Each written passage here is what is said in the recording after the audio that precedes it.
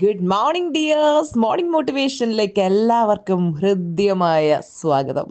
രാവിലെ തന്നെ നല്ല ഹൈ എനർജിയിൽ നമ്മുടെ ഡേ സ്റ്റാർട്ട് ചെയ്യുക എന്നുള്ളതാണ്. എല്ലാവർക്കും അവരാഗ്രഹിക്കുന്ന സക്സസിലേക്ക് എത്താൻ പറ്റാത്തതിൻ്റെ ഒരു റീസൺ എന്ന് പറയുന്നത് ലാക്ക് ഓഫ് കൺസിസ്റ്റൻസിയാണ്, സ്ഥിരതയില്ലായ്മ. പലതും ചെയ്യണമെന്ന് ആഗ്രഹമുണ്ട്. രാവിലെ നേരത്തെ എഴുന്നേൽക്കണം, എക്സസൈസ് ചെയ്യണം, അല്ലെങ്കിൽ വർക്കൗട്ട് ചെയ്യണം, പുസ്തകം വായിക്കണം, അറിവ് നേടണം. പല പല കാര്യങ്ങൾ മനസ്സിൽ വിചാരിക്കും. ചെയ്യണം എന്ന് വിചാരിച്ച് കുറച്ച് ദിവസം ചെയ്യും. പിന്നെ മനസ്സിനകത്തുനിന്ന് ഇങ്ങനെ ഒരു ഉൾവലിവ് വരും. വേണോ, ഇത് ചെയ്യണോ, ഇത് ഒരു ദിവസത്തേക്ക് മുടക്കാം. ഒരു ദിവസം മുടക്കി വിചാരിച്ചൊന്നും കുഴപ്പമില്ല. രണ്ടാമത്തെ ദിവസം ആകുമ്പോൾ വീണ്ടും മടി, മൂന്നാമത്തെ ദിവസം വീണ്ടും മടി. പതുക്കെ പതുക്കെ പതുക്കെ ആ നല്ല ശീലങ്ങളിൽ നിന്നും നമ്മൾ പുറകോട്ട് പോകും.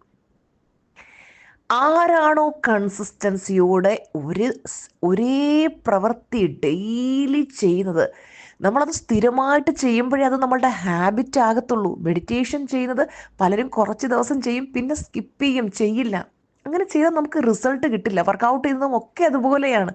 ജിമ്മിൽ പോകണം, വർക്കൗട്ട് ചെയ്യണം എന്നൊക്കെ ആഗ്രഹമുണ്ട്, കുറച്ച് ദിവസം ചെയ്യും, പിന്നെ ചെയ്യില്ല. ഈ മടിയാണ്, ഈ നീട്ടിവെക്കലാണ് കൂടുതൽ നമ്മുടെ ലൈഫിലെ നമുക്ക് സക്സസ് ആകുന്നതിൽ നിന്ന് നമ്മളെ പുറകോട്ട് വലിക്കുന്ന കാര്യങ്ങൾ ഇതൊക്കെയാണ്.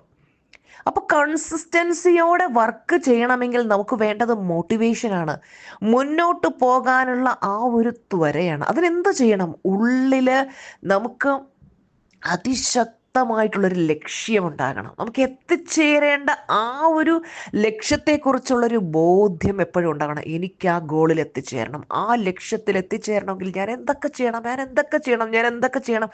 ഓരോ നിമിഷവും നിങ്ങളോട് തന്നെ ഇത് ചോദിച്ചുകൊണ്ടേയിരിക്കുക. ബേണിംഗ് ഡിസയർ വേണം ഉള്ളിൽ, അടങ്ങാത്ത ജ്വലിക്കുന്ന ആഗ്രഹം വേണം. വിജയിക്കണം.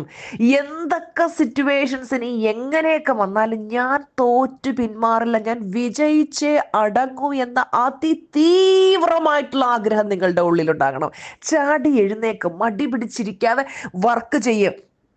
എന്തൊക്കെ ലക്ഷ്യങ്ങളാണ് വേണ്ടതെന്ന് സെറ്റ് ചെയ്തോ, ആ ലക്ഷ്യത്തിന് വേണ്ടി വർക്ക് ചെയ്യും. മനസ്സിൽ എപ്പോഴും ലക്ഷ്യത്തെക്കുറിച്ച് ചിന്തിക്കുക, അതിലേക്ക് മാത്രം ഫോക്കസ് കൊടുക്കുക. ബാക്കി ആവശ്യമില്ലാത്ത കാര്യങ്ങളെയും എടുത്ത് ദൂരക്കള.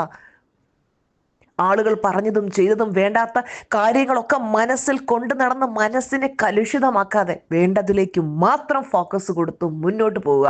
2025 പുതിയ വർഷമാണ്, നമ്മുടെ ഭാഗ്യവർഷമാണ്. ഈ വർഷത്തിൽ